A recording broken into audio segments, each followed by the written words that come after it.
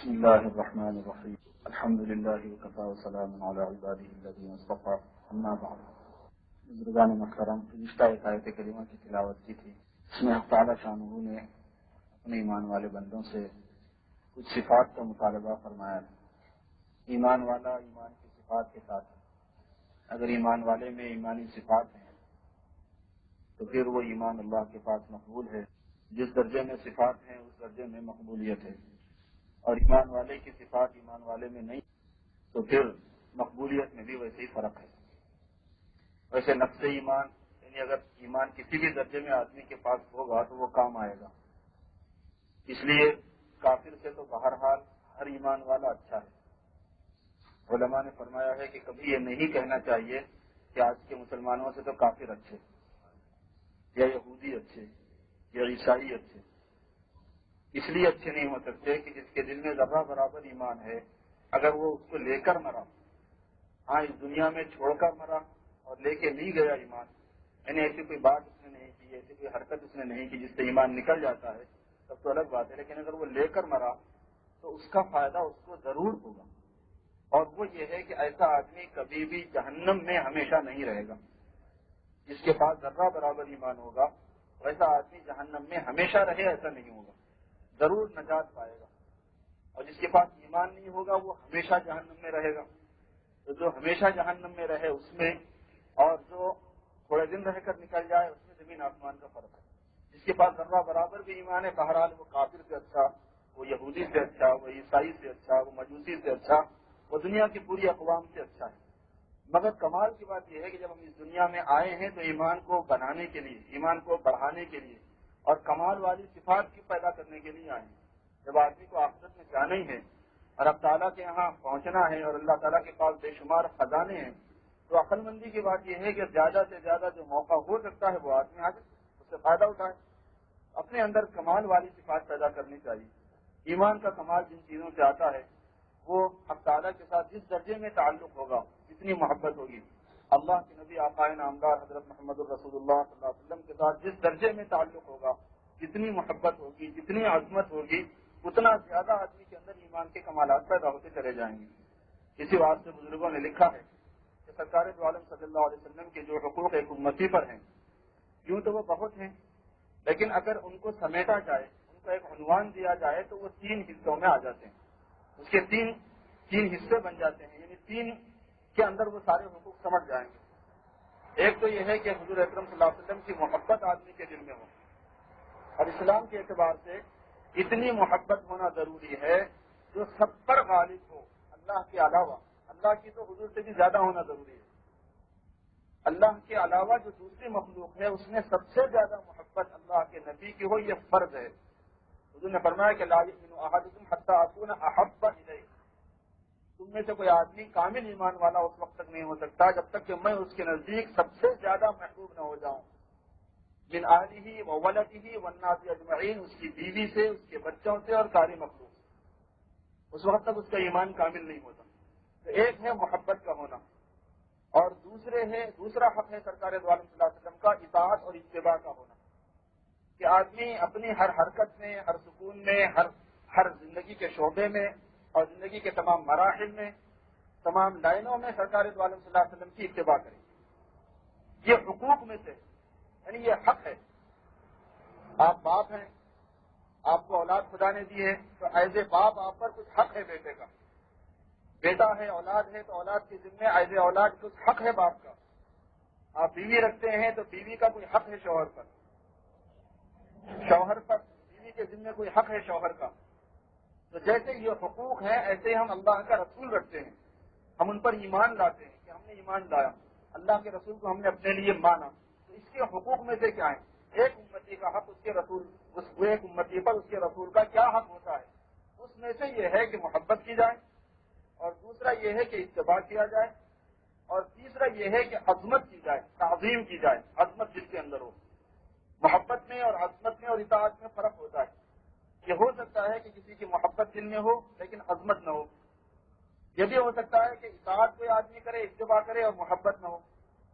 یہ بھی ہو سکتا ہے کہ محبت ہو اور اتباع نہ کرے اور عظمت بھی نہ ہو. چھوٹے بچے کی محبت دل میں ہوتی ہے، اسی وجہ سے اس کو سینے سے لگاتے ہیں، اس کو پیار کرتے ہیں، مگر عظمت نہیں ہوتی، تعظیم نہیں ہوتی۔ چھوٹا بچہ تعظیم کے تھوڑی قابل ہوتا ہے، تعظیم تو چھوٹے بچے کے ذمہ ہے کہ وہ بڑے کی کرے، مگر بڑا جو چھوٹے کے ساتھ محبت کر رہا ہے تو بغیر عظمت کے محبت کر رہا ہے۔ بیوی سے آدمی محبت کرتا ہے، عظمت نہیں کرتا، بیوی کی تعظیم نہیں ہے، اور یہ غلط ہے۔ بیوی کے ذمہ شوہر کی تعظیم ہے۔ حضور نے فرمایا کہ جب زمانہ خراب ہو جائے گا، بگڑ جائے گا، تو بگاڑ کی علامتوں میں سے ایک یہ ہے کہ وَنِسَاؤُهُمْ قِبْلَتُهُمْ، عورتیں قبلہ بن جائیں گی، عورتوں کی تعظیم کی جانے لگے گی۔ پہلے تسلیم خم ہے جو مزاج یار میں آئے تھی، آپ جیسا فرمائے ویسا۔ یہ تو بالکل زمانہ پلٹ جانے کی بات ہے، یہ تو غلط ہے۔ فرض یہ ہے کہ چھوٹے بچے سے آدمی محبت کرتا ہے مگر تعظیم نہیں ہوتی۔ ہم لوگ حکومت کے قانون کو فالو کرتے ہیں، ملازمت کرتے ہیں، جاب کرتے ہیں، تو جو ان کے رولز ہیں ماننا پڑتا ہے، اتباع کرتے ہیں، مگر نہ وہاں پہ محبت ہے نہ پہ وہاں پہ عظمت ہے، پیچھے گالیاں دیتے ہیں۔ کون ان کو پسند کرتا ہے؟ یہ غلیظ زندگی کو کوئی پسند، جس کے پاس عقل ہے وہ پسند ہی نہیں کر سکتا۔ نہ ان کے پاس تہذیب ہے، نہ تمدن ہے، نہ ثقافت ہے، نہ انسانیت ہے، نہ اخلاق ہے، نہ حیا اور شرم ہے، اور نہ انسانی اقدار ہے، نہ چھوٹے بڑوں کا کوئی مرتبہ اور لحاظ ہے، نہ خاندان کی شیرازہ بندی ہے۔ بھلا اس دنیا کو اور اس ماحول کو ایک عقل مند قیم پر پسند کر سکتا ہے، مگر رول ہے، فالو کرنا ہے تو رہو یہاں پہ، نہیں تو پھر جاؤ اپنے گھر پہ۔ اتباع کی جاتی ہے مگر عظمت نہیں ہوتی، محبت نہیں ہوتی۔ بعض مرتبہ محبت ہوتی ہے، عظمت نہیں ہوتی، اور اتباع نہیں ہوتی۔ بعض مرتبہ عظمت ہوتی ہے، جس نے دیوار چین بنایا اتنا بڑا ہے، 2000 میل کی اس نے دیوار چین، یہاں سے وہاں تک 30 فٹ 15 فٹ چوڑی اور 30 فٹ اونچی۔ جب آدمی دیکھتا ہے تو دل میں عظمت تاری ہوتی ہے کہ واقعی کیا اس کی ہمت تھی اور کیا اس نے کام کیا۔ جب کوئی تاج محل دیکھے یا کوئی ڈائنا کا منزل دیکھے یا کوئی ابل ہال دیکھے، یہ دنیا کی عجائبات ہیں، جب آدمی دیکھتا ہے تو ایک قسم کی سر پہ عظمت تاری ہو جاتی ہے، وہ بڑا کام اس نے کیا، مگر نہ اس میں محبت ہوتی نہ اس میں اتباع ہوتی۔ تو غرض یہ ہے کہ محبت اور اتباع اور عظمت یہ تینوں الگ الگ چیزیں ہیں، اور سرکار دو عالم صلی اللہ علیہ وسلم کے ساتھ ایک امتی کو یہ تینوں چیزیں جمع کرنا ضروری ہے، یہ آپ کے حقوق میں سے ہیں۔ اگر ان تینوں کو سمیٹا جائے اور ان کو جمع کیا جائے تو حضور اکرم صلی اللہ علیہ وسلم کے جو حقوق ہیں وہ کسی درجے میں ادا ہو سکتے ہیں۔ عظمت جو ہوا کرتی ہے میرے بزرگوں، وہ کمال کے اعتبار سے ہوتی ہے۔ عظمت من حیث الکمال، جس میں جتنا بڑا کمال ہوگا اس میں اتنی زیادہ عظمت ہوگی۔ سرکار دو عالم صلی اللہ علیہ وسلم کے کمالات کا کیا کہنا؟ آپ نے ہم تعالیٰ نے کتنے کمالات بھر دیے، کون سا کمال ہے جو آپ نے نہیں کہا؟ مظہر ذات حق جب ٹھہرے، اللہ رب العزت کی تجلیات کے جب مظہر آپ ٹھہر گئے تو اللہ تبارک و تعالیٰ کے کمالات جو عکس پڑا، تو کون سا کمال ہے جو سرکار دو عالم صلی اللہ علیہ وسلم کے ذات گرامی میں نہیں تھا؟ اس کو بیان بھی نہیں کیا جا سکتا، اس کو ہم لوگ سوچ بھی نہیں سکتے، اس کا ہم مذاکرہ بھی نہیں کر سکتے، مگر جس درجے میں بھی ہم مذاکرہ کریں گے وہ ایمان کی تازگی کا اور قوت کا باعث ہوگا۔ مختلف پہلو ہیں جن سے ہم حضور پاک صلی اللہ علیہ وسلم کے مرتبے کو اور ان کی تعظیم کا کچھ اندازہ کر سکتے ہیں۔ میں دو ایک پہلوؤں کا آج ذکر کرنے کی کوشش کروں گا۔ دنیا میں کسی کے ماننے والوں میں اور کسی کے نام لیواؤں میں اور کسی کی اقتدا کرنے والوں میں بہت سے لوگ گزرے ہیں، لیکن حضور پاک صلی اللہ علیہ وسلم کی امت میں اور آپ کے غلاموں میں، ان کے غلاموں کے غلاموں کے غلاموں کے غلاموں میں اور ان کے خادموں میں ایسی شخصیتیں گزری ہیں کہ ان کی عظمت کو دیکھ کر اندازہ ہوتا ہے کہ اس ذات گرامی کی عظمت کیسی ہوگی۔ مثلا حضرت پیران پیر سیدنا عبد القادر جیلانی رحمۃ اللہ علیہ ہیں، ہزاروں نے لاکھوں کی زندگیاں ان کی عقیدت کے ساتھ میں وابستہ ہیں، جو اپنی قسمت کو ایک معنی میں ان کے ساتھ وابستہ سمجھتے ہیں، محبت ہے تو ان کی، عقیدت ہے تو ان کی، اور 1 سال 2 سال سے نہیں، 100 سال 50 سال سے نہیں، سینکڑوں برس سے۔ اب اندازہ کرو کہ عبد القادر جیلانی رحمۃ اللہ علیہ کے عقیدت مندوں کی تعداد کتنی ہوگی؟ 1000 2000 لاکھ کروڑ 10 کروڑ بے حساب ہے۔ اتنا بڑا اللہ نے ایک آدمی کو بنایا، ایسا مقتدر بنایا، مگر خود حضرت پیران پیر رحمۃ اللہ علیہ کی زندگی کو آپ دیکھیں گے تو ان کو کس بات پہ ناز تھا، ان کو فخر کس بات پہ تھا؟ اس وجہ سے کہ میں اتنا بڑا ہوں، اس وجہ سے کہ میرے لوگ اتنے زیادہ ماننے والے ہیں، میرے اتنے عقیدت مند ہیں۔ خدا کی قسم اگر پیران پیر کو فخر تھا تو اس بات پر کہ وہ آستان نبوی کے جاروب کشی، وہ سرکار دو عالم صلی اللہ علیہ وسلم کے غلام ہیں، وہ غلاموں کے غلام ہیں۔ اور پیران پیر نہیں، حضرت پیران پیر ان کے سارے حضرت کبیر طفائی رحمۃ اللہ علیہ، حضرت جنید بغدادی ہیں، حضرت بایزید بستانی ہیں، حضرت سفیان ثوری ہیں، حضرت خواجہ معین الدین اجمیری ہیں، نظام الدین اولیاء ہیں، شیخ احمد سرہندی ہیں، مجدد الفسانی، اور حضرت یہ پورا سلسلہ یہاں سے وہاں تک بزرگان دین کا آپ لیتے جائیے، حسن بصری سے لے کے ابراہیم ابن ادہم، فضیل ابن عیاض، عبد الواحد ابن زید، جتنے بزرگان دین اور سلف، 1 2 نہیں ہزاروں لاکھوں گزرے، اور ایک ایک کے لاکھوں کروڑوں مقتدی تھے. دنیا میں کیسے کیسے راہب نہیں آئے, کیسے کیسے جوتشی نہیں آئے, کیسے کیسے جوگی نہیں آئے. کیا کبھی ان کے خداموں میں, ان کے ماننے والوں میں ایسے بڑے لوگ ہوئے؟ اور ان کو فخر کس بات پہ تھا کہ ہم حضور صلی اللہ علیہ وسلم کی امتی. آپ کا جوتا ہمارے سروں پہ ہو تو اس سے بڑی عزت کی کوئی بات نہیں. ان کے تسمے, ان کے جوتے کے تسمین سے ہماری عقیدتیں بنی ہوئی ہیں, اس بات پہ انہیں فخر. اندازہ کیجیے کہ ان کے خادموں کو جب یہ عظمت اور رفعت خدا نے دی تو خود اس ذات گرامی میں کتنی عظمت اللہ نے رکھی ہوگی. ایک اور پہلو پہ آ جائے گی. امام بخاری رحمۃ اللہ علیہ کو کوئی نہیں جانتا. بس امام بخاری رحمۃ اللہ علیہ, خدا نے جو ان سے خدمت لی ہے دین کی اور حدیث کی, ساری دنیا جانتی ہے کہ انہوں نے جو کتاب لکھی وہ اصح الکتب بعد کتاب اللہ, اللہ کی کتاب کے بعد سب سے صحیح ترین کتاب جو تخلیق کی گئی وہ بخاری شریف ہے. ایک ایک نشست میں, ایک مجلس میں, ایک ایک گیدرنگ میں جو ان کے خدام حدیث لکھتے تھے ان کی تعداد 90,000 سے زیادہ گنی گئی ہے. ان کے شاگردوں کی ایک ایک کلاس میں جو حدیثیں لکھنے والے تھے ان کے خدام, آج بھی وہ جو امام بخاری کی جو مسجد ہے اور امام بخاری کی مسجد کا جو حوض ہے ابھی تک باقی ہے. 5,000 سے زیادہ آدمی بیک وقت وضو کر سکتا ہے اس میں, ابھی تک جو موجود ہے. ان کے شاگردوں کی تعداد ایک ایک مجلس میں جو گنی گئی ہے, جو اس زمانے میں سیرت کا تو دور تھا نہیں, قلموں سے لکھا جاتا تھا, یہ شمار کیا گیا ہے تو 90,000 سے زیادہ ایک ایک نسل میں ان کے خدام تھے. اب یہ اور ان کا پورا گروپ لے لو. اب امام بخاری ہے, امام مسلم ہے, امام ترمذی ہے, امام ابو داؤد ہے, امام نسائی ہے, اور امام ابن ماجہ ہے, امام اور بیہقی ہے, دارقطنی ہے, مصنف عبد الرزاق ہے, معاویہ, جتنے محدثین کرام ہیں, ہزاروں لاکھوں بندگان خدا کو ان سے فائدہ پہنچا. اور جب تک دنیا قائم ہے, جب تک اللہ نے ان کے نام کو روشن کیا اور چمکا دیا. ان کا فخر کیا تھا, کیا کرتے تھے, جس بات میں ان کو یہ عظمت ملی, اس بات میں انہیں عظمت ملی کہ ایک امی, ایک ایسی ذات جس نے کسی سے ایک حرف لکھنا پڑھنا نہیں سیکھا, صرف اس کے حروف کو اور اس کی زبان مبارک سے نکلے ہوئے الفاظ کو اور اس کے اقوال کی حفاظت کرتے تھے, بس اور کچھ نہیں کرتے. اندازہ کریں آپ کہ جس ذات گرامی کی زبان مبارک سے نکلے ہوئے الفاظ کی حفاظت کرنے پر رہتی دنیا تک جن کو عظمت ملی, جن کو شوکت ملی, جن کو عزت ملی, جن کے ابتدا جن کو لوگ اپنے دل کی عقیدتوں کے ساتھ ہمیشہ یاد کریں گے, یاد رکھیں گے, اللہ پاک نے اس ذات گرامی کی ذات میں کتنی عظمت رکھی ہو. ایک اور پہلو پہ آئیے. امام ابو حنیفہ رحمۃ اللہ علیہ, امام شافعی رحمۃ اللہ علیہ, امام مالک رحمۃ اللہ علیہ, امام احمد بن حنبل رحمۃ اللہ علیہ, اسحاق بن راہوے رحمۃ اللہ علیہ, وکیع بن الجراح رحمۃ اللہ علیہ, یحییٰ بن معین رحمۃ اللہ علیہ, یحییٰ بن سعید بن القطان رحمۃ اللہ علیہ. یہ مجتہدین کا ایک لمبا سلسلہ ہے. امام محمد ہیں, امام ظفر ہیں, امام ابو یوسف ہیں, امام حسن بن زیاد ہیں. یہ سب وہ ہیں جنہوں نے فقہ کا کام کیا ہے, جنہوں نے مسائل نکالے ہیں. ایک ایک کے کروڑوں ماننے والے. امام ابو حنیفہ کے ماننے والوں کی تعداد کتنی ہے, ان کی تحقیق پر چلنے والوں کی. ان کا کیا کام تھا, انہوں نے کیا کارنامہ کیا, ان کا کارنامہ کیا ہے؟ ان کا کارنامہ یہ ہے کہ ایک امی لقب کی زبان سے نکلے ہوئے الفاظ اور ان کے ارشادات کے اندر غواصی کرنا, اس کی ڈیپ میں جانا اور اس میں جو مسائل موجود ہیں وہ نکال کے لوگوں کو بتانا. جس کی زبان مبارک سے نکلے ہوئے الفاظ کی تحقیق کرنے پر اور اس کے معانی میں غور کرنے پر ہزاروں لاکھوں کروڑوں بندگان خدا کی قیادت ان کو ملی اور مقتدائیوں سے ان کو مقام ملا. آپ بتائیے کہ جس ذات گرامی کے اندر سے یہ الفاظ نکلے اور انہوں نے جو مسائل و معانی کا لوگوں پر اظہار کیا, اس میں خدا نے کتنی عظمت رکھی ہوئی.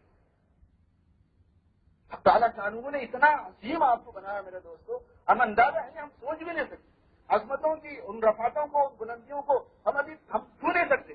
تعالیٰ نے اتنا عظیم بنایا.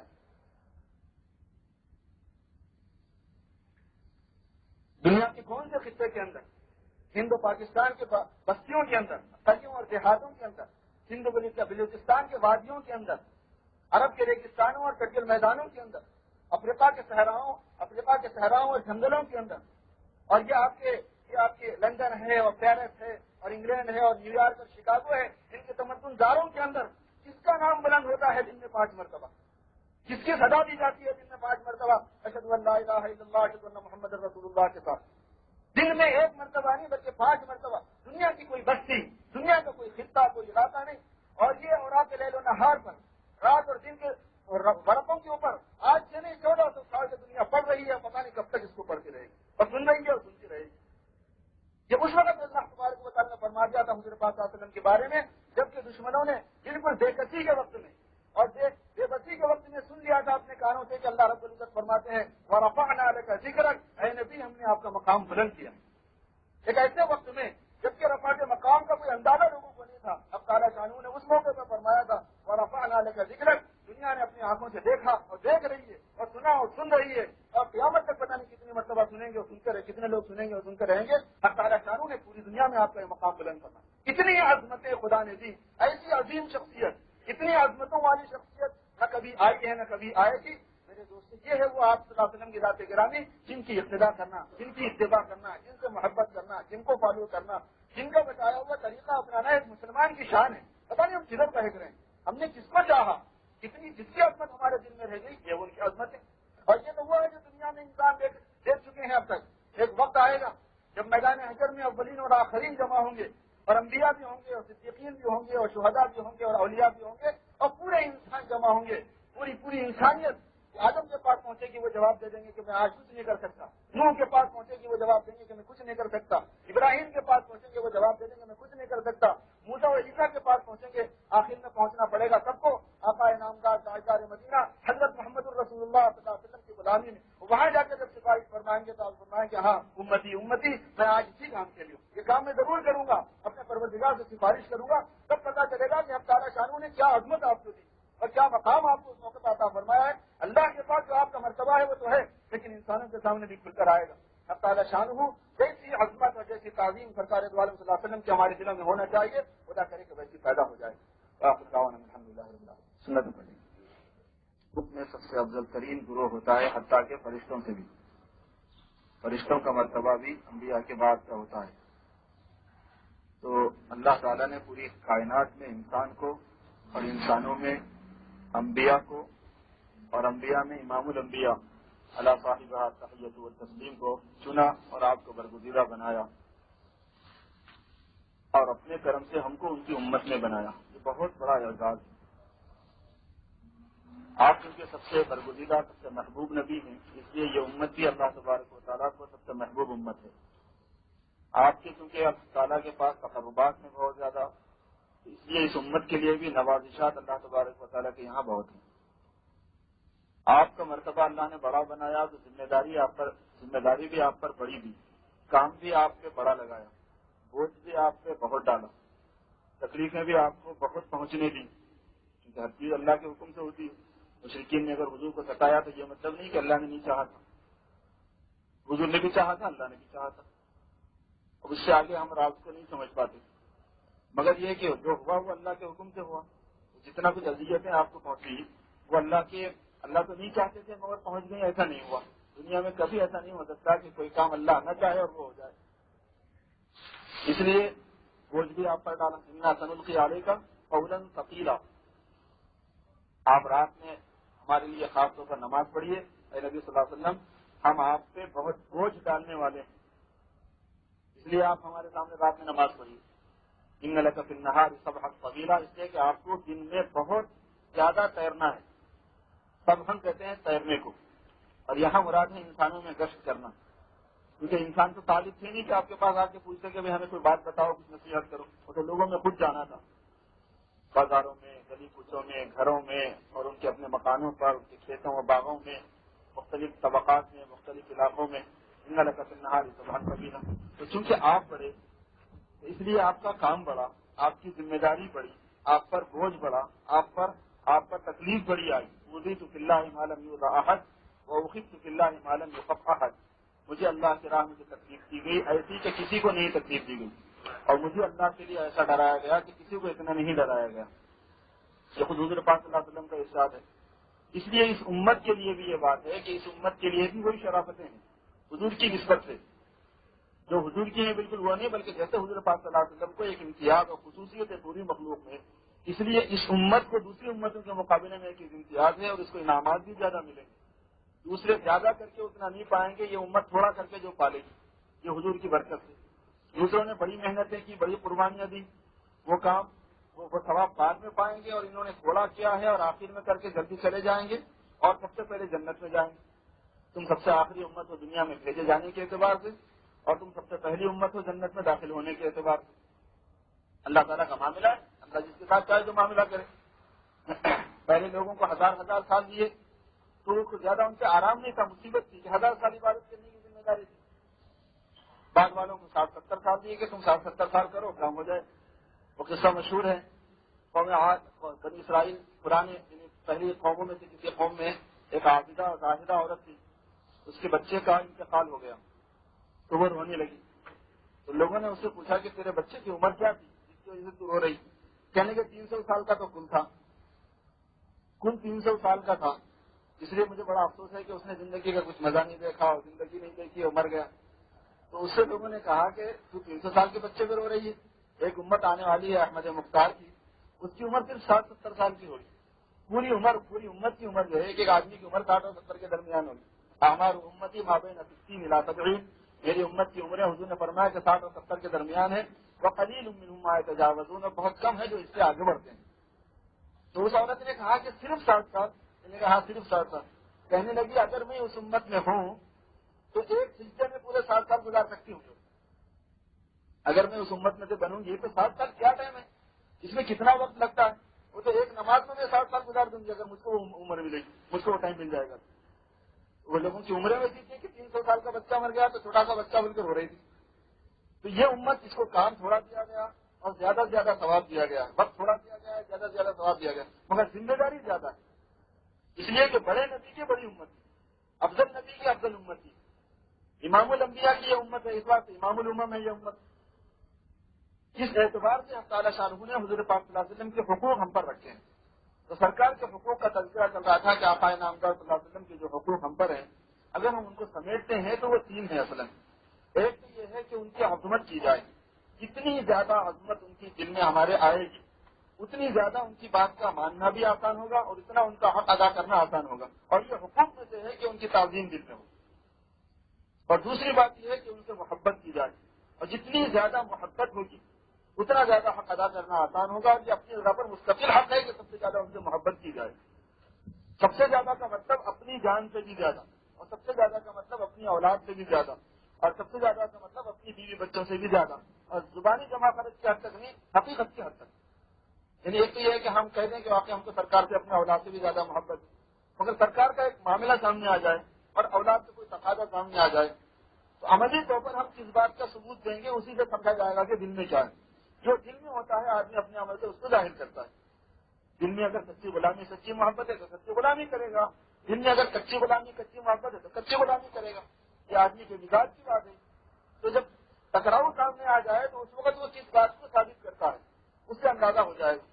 حضور صلی اللہ علیہ وسلم کے حقوق میں سے یہ ہے کہ سب سے زیادہ محبت ہو. اور قرآن پاک میں یہ مضمون صاف ہے، قل ان کان آباؤکم وابناؤکم واخوانکم وازواجکم وعشیرتکم واموال اقترفتموها وتجارة تخشون كسادها ومساكن ترضونها احب اليكم من الله ورسوله وجهاد في سبيله فتربصوا حتى يأتي الله بأمره.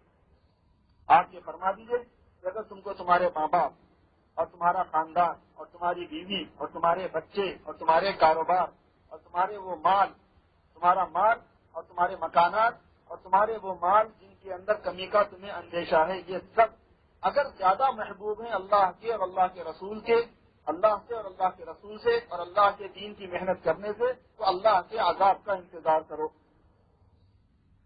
فتربصوا حتى يأتي الله بأمره.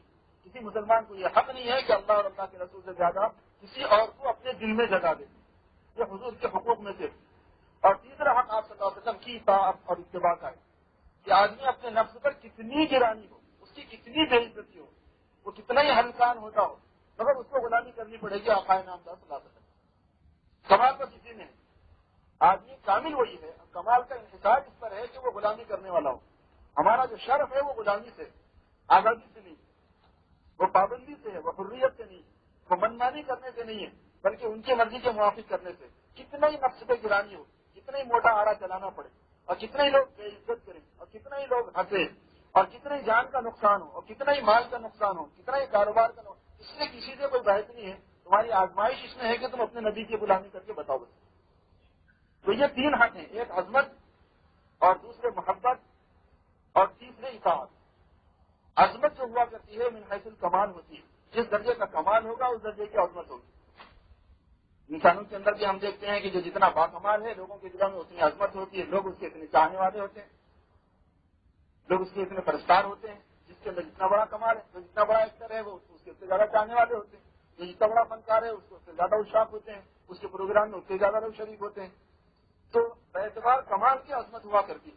حضور پاک صلی اللہ علیہ وسلم کے کمالات کا ذکر میں نے اس اعتبار سے کیا تھا ایک مرتبہ گزشتہ دو جمعہ پیش کر کہ اللہ تبارک و تعالیٰ نے آپ کی زبان مبارک سے نکلے ہوئے الفاظ اور آپ کی تعلیمات کے اندر کتنی عظمت رکھی ہے کہ اگر کسی نے الفاظ کی حفاظت کی تو وہ اس پر عظیم بن گیا، کسی نے معنی کی حفاظت کی تو وہ اس پر عظیم بن گیا، کسی نے اس کی تفسیر کر دی تو وہ اس پر عظیم بن گیا، اور کسی نے اس کے اندر سے جو مسائل رکھے ہوئے ہیں اس میں ڈیپ میں جا کے غواصی کر کے اس کے اندر سے مسائل نکال دیے تو وہ اس پر عظیم بن گیا، اور عظیم بنا تو ایسا ویسا عظیم نہیں بنا، دنیا میں اتنا بڑا کوئی نہیں بنا دوسرے قوموں کے اندر، ایک ایک ایسا بڑا بن گیا، کروڑ آدمی ایک ایک آدمی کے مقتدی اور ماننے والے ہو گئے، محض اس وجہ سے کہ وہ ان کے ماننے والے اور ان کی باتوں کے چاہنے والے تھے۔ ایک اور پہلو حضور پاک صلی اللہ علیہ وسلم کے کمالات کا ہے وہ بہت عظیم الشان ہے، جتنا ہم ان کا مذاکرہ کریں گے سوچیں گے اتنا تازگی آئے گی اور اتنی عظمت ہمارے ذہن پر چھائے گی، اللہ کی عظمت سب سے بڑھ کر، اور اللہ کے بعد اللہ کے نبی کی عظمت سب سے بڑھ کر، اور پھر کسی کا اور کا چھاپا آدمی کے دل پر نہیں ہونا چاہیے، جتنا دل دوسروں کے چھاپے سے خالی ہوگا اور ان کا چھاپا ہوگا اتنا زیادہ وہ متاثر ہوگا اللہ کے رسول کی بات سے، یہ ہمارا کام ہے، کسی سے مرحوم ہونے کی ضرورت نہیں، کسی سے متاثر ہونے کی ضرورت نہیں، کسی کی ترقی سے آدمی کو وہ ہونے کی ضرورت نہیں کہ یہ کیا ہو رہا ہے شاید ہمارے پاس نہیں ہے، ہمارے پاس اس کا مطلب وہ کچھ بھی نہیں ہے، حقیقت میں چونکہ ہم نہیں گئے، ہم نے حقیقت شناختی کا کام نہیں لیا، اس لیے ساری غلط فہمیاں، ورنہ حضور پاک صلی اللہ علیہ وسلم کے تشریف آوری کے بعد دنیا میں جو کچھ ہو رہا ہے اس پورے کا انحصار حضور صلی اللہ علیہ وسلم کے ساتھ ہے، پورے کمالات حضوری کے کمالات کہلاتے ہیں۔ میں کسی وقت اس مضمون کو انشاءاللہ تعالیٰ واضح کرنے کی کوشش کروں گا۔ اب اس موقع پر جو عرض کرنا چاہتا ہوں وہ یہ ہے کہ حضور پاک صلی اللہ علیہ وسلم کو اللہ تبارک و تعالیٰ نے جو کمالات دیے ان کمالات کا ایک حصہ معجزات کی شکل میں اللہ نے بنایا۔ معجزے کا مطلب ہوتا ہے وہ کام جو عام انسان نہیں کر سکتے وہ نبی کے ذریعے سے کروایا جاتا ہے تاکہ یہ معلوم ہو جائے کہ دیکھو یہ نبی کتنے باکمال ہیں اور اللہ تبارک و تعالیٰ کی قوت براہ راست اور ان کی تائید ان کے ساتھ ہے۔ جو نبی اپنی قوت اللہ تبارک جو نبی کی قوت اور جس نبی کے ساتھ اللہ کی تائید براہ راست اور قدم قدم پر ہو اندازہ کیا جائے کہ وہ کتنے باکمال ہوں۔ سارے کمالات کا مرکز تو اللہ رب العزت کے ساتھ ہے، اور جب اللہ تبارک و تعالیٰ بنفس نفیس کسی کے ساتھ ہو جاتے ہیں، کسی کے حامی ہو جاتے ہیں، کسی کی قوت میں کسی کو اپنی قوت دیتے ہیں اور کسی کو اپنی تائید عطا فرما دیتے ہیں تو اندازہ کیا جائے کہ وہ کتنے باکمال ہو جائیں۔ اور یہی وجہ ہے کہ جتنے معجزات اور جتنی خصوصیات حضور پاک صلی اللہ علیہ وسلم کو مرحمت ہوئی وہ کسی کو نہیں ہوئی۔ کوئی مطلب ہے اس شعر کا، اس نے یوسف دمیعی تایت بیدا داری آج خوبہ ہمدار تو تنہا داری۔ گزشتہ نبیوں کے پاس جو کمالات تھے وہ تھوڑے تھوڑے تھے، کسی کو 5، کسی کو 7، کسی کو 9، کسی کو 2، کسی کو 1، ایسا تھا۔ حضور اکرم صلی اللہ علیہ وسلم کے جو کمالات معجزات کی شکل میں ہیں ان کا شمار کرنا مشکل ہے۔ سب سے بڑا معجزہ وہ ہے جو حضور پاک صلی اللہ علیہ وسلم کے تشریف لے جانے کے بعد بھی امت کے ہاتھ میں موجود ہے، قرآن پاک، اور ایک نہیں ہے یہ، کیونکہ قرآن پاک کا سورہ کوثر کے اتنا حصہ، انا کل کوثر والا حصہ جو ہے ہر قرآن پاک کا کہیں کا بھی، قرآن پاک میں سے کہیں کا بھی سورہ کوثر کا اتنا حصہ موجودہ ہے کہ قیامت تک کوئی اس کو بنا نہیں سکے گا ویسا، اور آج بھی وہ چیلنج ہے، عربوں کے لیے بھی ہے، عجموں کے لیے بھی ہے، امریکنوں کے لیے بھی ہے اور رشینوں کے لیے سب کے لیے ہے اور قیامت تک ہے۔ اور ویسے حصے قرآن پاک میں 7,000 سے زیادہ بنتے ہیں، قرآن سورہ کوثر کے اتنے حصے قرآن پاک کے اگر بنائے جائیں تو وہ 7,000 سے زیادہ بنتے ہیں۔ قرآن پاک میں سے کہیں سے بھی سورہ کوثر کا اتنا حصہ کوئی نہیں بنا سکتا، یہ قرآن کا خود اعلان ہے، اور اعلان ہوا تھا اس سے پہلے، ایسا نہیں ابھی بھی ہے اور قیامت تک رہے گا۔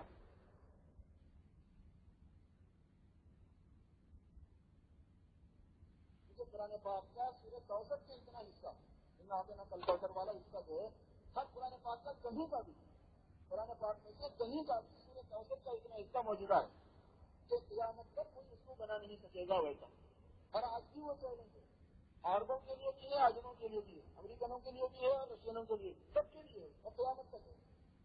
اور ویسے حصے قرآن پاک میں 7,000 سے زیادہ بنتے ہیں، قرآن سورہ کوثر کے اتنے حصے قرآن پاک کے اگر بنائے جائیں تو وہ 7,000 سے زیادہ بنتے ہیں۔ قرآن پاک میں سے کہیں سے بھی سورہ کوثر کا اتنا حصہ کوئی نہیں بنا سکتا، یہ قرآن کا خود اعلان ہے، اور اعلان ہوا تھا اس سے پہلے، ایسا نہیں ابھی بھی ہے اور قیامت تک رہے گا۔ یہ حضور پاک صلی اللہ علیہ وسلم کو دیا گیا تھا کمال، تو یہ 7,000 تو یہی کمالات ہیں معجزات میں حضور پاک صلی اللہ علیہ وسلم کو دیے گئے، اور اس کے علاوہ بھی بے شمار ہے، کیونکہ ہم لوگ مذاکرے نہیں کرتے تو ہم سمجھتے ہوئے عیسیٰ علیہ السلام مردوں کو زندہ کر دیتے تھے اور ابرص کو اچھا کر دیتے تھے اور اکمہ کو اچھا کر دیتے تھے، موسیٰ علیہ السلام کے ہاتھ میں عصا تھا، جب بیضا تھا، اور حضور پاک صلی اللہ علیہ وسلم کو قرآن پاک کے علاوہ کیا کیا ملا ہمارے ذہنوں میں نہیں، حالانکہ عام سیرت نگاروں نے حضور پاک صلی اللہ علیہ وسلم کے وہ کمالات جو قرآن شریف سے ہٹ کر ہیں ان کی تعداد 3000 سے زیادہ لکھی وہ کتابوں میں آ گئے جو سندوں کے ساتھ محفوظ ہو گئے. تو علامہ جلال الدین سیوطی نے اور اسی طریقے پر مولانا محمد احمد صاحب نے مولانا احمد سعید صاحب نے ان حضرات نے جمع کیا. اردو کتابوں میں رسالے ملتے ہیں تو اس میں تقریباً 300 ملتے ہیں. الکلام المبین میں 300 ایسے کمالات حضور پاک صلی اللہ علیہ وسلم کے موجود ہیں. ایک مضمون میں نے بزرگ کا ایک جگہ کتاب میں دیکھا تھا مجھے بہت ہی پسند آیا. میں اس کا اقتباس آپ کو سناؤں.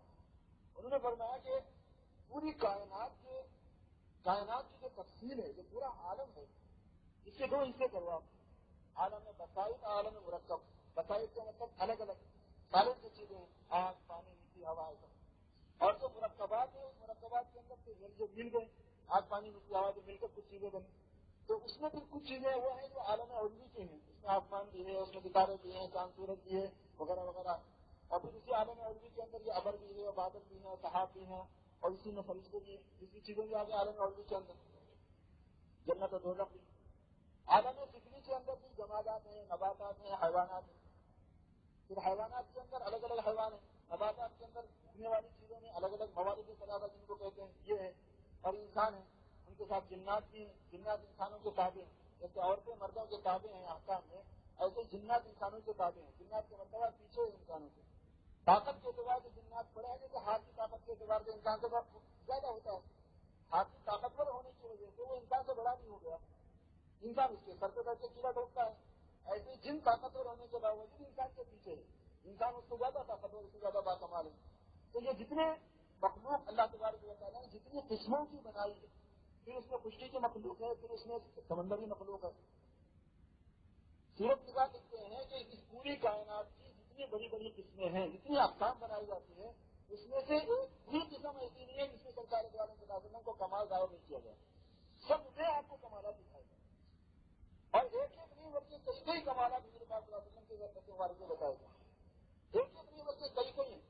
پانی میں آپ دیکھیں گے آگ میں آپ دیکھیں گے مٹی میں آپ دیکھیں گے ہوا میں آپ دیکھیں گے بادلوں میں دیکھیں گے چاند سورج کے اندر دیکھیں گے آسمانوں میں دیکھیں گے فرشتوں میں دیکھیں گے جنات میں دیکھیں گے انسانوں میں دیکھیں گے. کوئی چیز ہم کو ایسی نہیں ملتی جس میں حضور پاک صلی اللہ علیہ وسلم کے کمالات ہیں. اور ایسے ایسے واقعات ہوتے تھے اسی واسطے حضور صلی اللہ علیہ وسلم نے ایک مرتبہ فرمایا صحابہ سے کہ بتاؤ کس کا ایمان عجیب پر ہے. تو صحابہ نے کہا کہ فرشتوں کا ایمان عجیب پر ہے. سب سے تعجب کا اس واسطے جو آسمانوں پہ رہنے والے مخلوق ہیں ان کو بے ایمانی سے کیا جو وہ تو ایمان والے نہیں. لیکن نے فرمایا کہ ان کے ایمان میں تعجب کیا ہے وہ رہتے ہی عالم قدس کے اندر. عالم بزرگی میں تو رہتے ہی ہیں وہ اللہ تبارک و تعالیٰ کی نشانیاں دیکھتے ہیں وہاں بے ایمانی کی بات ہی کیا ہے اور ان میں خود بے ایمانی کا کوئی مارتا نہیں ہے. ان کے ایمان کے عجیب پر ہونے میں ایمان تو ہے ان کے پاس ہمیں تعجب جس ایمان کے اندر ہے اس کی کیا بات ہے. تو کہا کہ انبیاء کا فرشتوں کا جب جواب دیا انبیاء کا ورنہ انبیاء کا ایمان کیوں کر عجیب کر ہوگا اس لیے کہ اللہ کے براہ راست ہم کلام ہو جاتے ہیں. اللہ کا پیغام ان کے پاس آتا ہے. نشانیاں قدرت ان کے سامنے ایسے کھل جاتی ہیں کہ اس کے علاوہ کوئی دوسری چیز کا وہاں انسان ہی نہیں رہتا. ایمان ایک ہے افضل ہونا اور ایک ہے تعجب انگیز ہونا. افضل کی بات نہیں ہو رہی ہے. تو فرمایا تو پھر ہمارا ایمان صحابہ نے فرمایا تو پھر ہمارا ایمان تعجب سے اتنی سخت ماحول کے اندر ایسے سخت عقیدوں میں ایسے سخت بگاڑ میں ایمان لایا کہ تمہارے ایمان میں کیا تعجب کی بات ہے کہ تم رات دن میرے آنکھوں کے سامنے ہو اور رات دن مجھ پر اللہ تعالیٰ کے کمالات ظاہر فرماتے رہتے ہیں میرے ذریعے سے وہ تمہاری آنکھوں کے سامنے تم نہیں مانو گے تو کیا کرو گے. اس کے باوجود جن کفار نے نہیں مانا وہ تو اگلی شفیع ہے وہی نہیں مان سکے. ورنہ سرکار دوارا صلی اللہ علیہ وسلم کی موجودگی میں کسی کا نہیں ماننا اگر کسی میں ذرہ برابر کی شہادت سے کوئی شرما ہوتا تو نہیں ماننے کا کوئی سوال ہی نہیں تھا. اتنے زیادہ کمالات حضور کے سامنے ہوتے. لیکن مجھے کہ حضور آپ ہی بتائیں کہ عجیب تر ایمان کس کا ہوگا. فرمایا عجیب تر ایمان ان کا ہوگا جو میرے اس دنیا سے پردہ فرمانے کے بعد آئیں گے اور بغیر دیکھے مجھ کو مانیں گے اور میں نے جن باتوں کو کہا ان کو مانیں گے. پھر ان لوگوں نے حضور کو دیکھا ان کے کمالات کو دیکھا وہ مان رہے. ارے بعد میں آنے والے قوم وہ ہے جنہوں نے حضور کو مانا حضور کو دیکھے بغیر اور ساری حضور کی باتوں کو تسلیم کر دیا حضور کو براہ راست سنے بغیر جہاں بھائی ہمارے حضور نے فرمایا. یہ ایمان عجیب کرے گا آپ نے فرمایا. تو یہ مجھے کہ آپ نے بتایا صحابہ کو کہ میرے سامنے جو تم لوگ ہو تمہارے تعجب تیز ہونے میں وہ مشکل کی کیا بات ہے. کمالات کے ایک بدو آیا اور اس نے کہا کہ محمد آپ اللہ کے رسول ہیں یہ آپ کا دعویٰ ہے. میں نے کہا ہاں کیا ثبوت ہے اس کا. کہ کیا ثبوت چاہیے تجھے؟ یہ سامنے درخت ہے، آپ اس کو اپنے قریب بلا کے بتاؤ. آپ نے درخت سے کہا کہ درخت ذرا قریب آ جانا، تو زمین چھین گئی، درخت سامنے آ گیا. آپ بنائیں اور کیا چاہیے؟ کہاں سے اور یہ چاہیے کہ اگر آپ سے ہو سکتا ہے تو آپ اس کو اس کی جگہ پر بھیج دیجیے. چلے گا اپنی جگہ پہ چلے گا تو اپنی جگہ پہ چلے گئے. وہ مان لیا.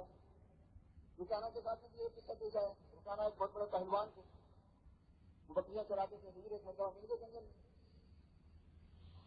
1000 آدمیوں کے بھاری پہلوان تھا. سمجھا جاتا تھا کہ 1000 آدمیوں کو بھاری ہے. حضور صلی اللہ علیہ وسلم سے کہنے لگا کہ محمد آپ تم اکیلے میں مل گئے، اب تمہاری جان کی خیر نہیں، اور تم نے بڑا تنگ کر رکھا ہے، ہمارے معبودوں کو گالی دیتے ہو. میں میرے ساتھ مجھے اللہ نے رسول بنایا ہے، میرے ساتھ دلیل موجود ہے. نہیں کیا فرمایا کہ میں جب آپ کو صحیح مانوں گا جب آپ میرے کو کشتی لڑو اور مجھے پکڑ دو. اور تو وہاں پہ یہ کہ ہر پن مولا حضور نے فرمایا کہ ہر کنگن کو آپ کی کیا چلو کشتی لڑتے ہیں. آپ نے جو کشتی لڑی تو ایک آن کے اندر اس کو زمین کو کر دیا. اس نے کہا کہ پہلی مرتبہ میرا پہلو زمین کو لگا ہے، آج تک کسی نے میرا پہلو نہیں لگا. مگر مجھے ایسا لگتا ہے کہ لادو اس کا جو میرے معبود ہے وہ مجھ سے ناراض ہے، انہوں نے بر وقت مدد نہیں کی اور تمہارا خدا مدد کر دیا. اس لڑائی کا اعتبار نہیں، میرا بھی خدا ساتھ ہو تمہارا بھی ساتھ ہو، پھر بات ہے. لگتا ہے کہ میرے معبود پہنچ نہیں سکے جو پھر لڑیں گے. دوسری مرتبہ لڑائی، دوسری مرتبہ بھی یہ کس کا ہو، تیسری مرتبہ کشتی میں، تیسری مرتبہ آپ نے پکڑا. اس کے بعد اس نے کہا کہ اگر آپ اللہ کے رسول ہیں تو ایک اور نشانی دکھا دو. یہاں تو میں یہ سمجھ رہا ہوں کہ میرے معبود میری مدد نہیں کرے، لیکن آپ بتا دیں. مجھے نے فرمایا کہ اچھا ایک درخت کی طرف اشارہ کر کے فرمایا کہ تم ادھر آ جائے. وہ درخت چھڑ گیا، ببول کا درخت تھا، آدھا اس کا حضور کے پاس آ گیا. اس نے کہا کہ بات ہے، یہ بڑا موجودہ. آپ نے فرمایا کہ چلا جا، وہ جا کے مل گیا. اس کے بعد کہا کہ اسلام قبول کر لو. کہا کہ میں اگر اسلام قبول کروں گا تو اتنا بڑا پہلوان ہوں، عورتوں سے میرے تعلقات ہیں، اور میری جتنی سہیلیاں ہیں، میری جتنی گرل فرینڈ ہیں، وہ سب میرے کو ہار جائیں گے. اس وجہ سے میں نہیں لاتا. اس وقت انہوں نے ایمان کو قبول نہیں کیا. جب بعد میں جب فتح مکہ ہو گیا تو پھر انہوں نے اسلام کو قبول کر لیا، مسلمان ہو گئے. پھر بعد میں ایک واقعہ نہیں ہے، 50 واقعات. اب قتادہ بن نعمان رضی اللہ تعالیٰ کا عجیب قصہ ہے. اب قتادہ فرماتے ہیں کہ ایک مرتبہ اندھیری رات میں آیا ہوا تھا. حضور پاک صلی اللہ علیہ وسلم نے ارشاد فرمایا کہ میں نے ایسا کیا کہ اللہ کے رسول بات بہت اندھیری ہو گئی، دیر بہت ہو گئی.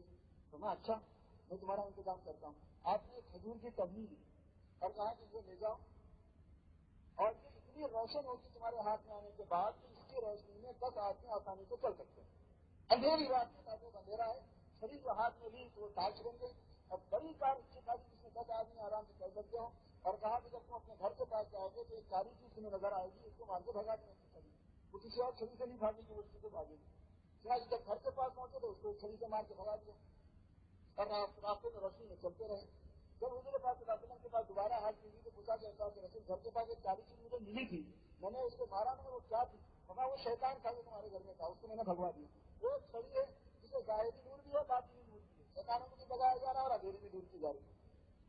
اب میں انشاءاللہ اس کی تھوڑی تفصیلات آپ کو سناؤں گا. یہ کمالات اللہ تبارک و تعالیٰ نے آقا نامدار تاجدار مدینہ حضرت محمد رسول اللہ صلی اللہ علیہ وسلم کو دیے، اس لیے تاکہ انسانیت کو یہ اعتماد ہو جائے، یہ یقین ہو جائے کہ یہ واحد شخصیت ہے، جو واحد ذات ہے، جس پر یعنی جس کی اتباع کی جائے گی، جس کی تقریر کی جائے گی، جس کی پیروی کی جائے گی، جس کے کام کو اپنایا جائے گا، جس کے بتائے ہوئے طریقے کو چلا جائے گا، یہ واحد شخصیت ہے. اس لیے محمد رسول اللہ کی گواہی کی دی جاتی ہے کہ تمام شخصیتوں کی نفی کرنا اور ایک شخصیت کا اثبات کرنا.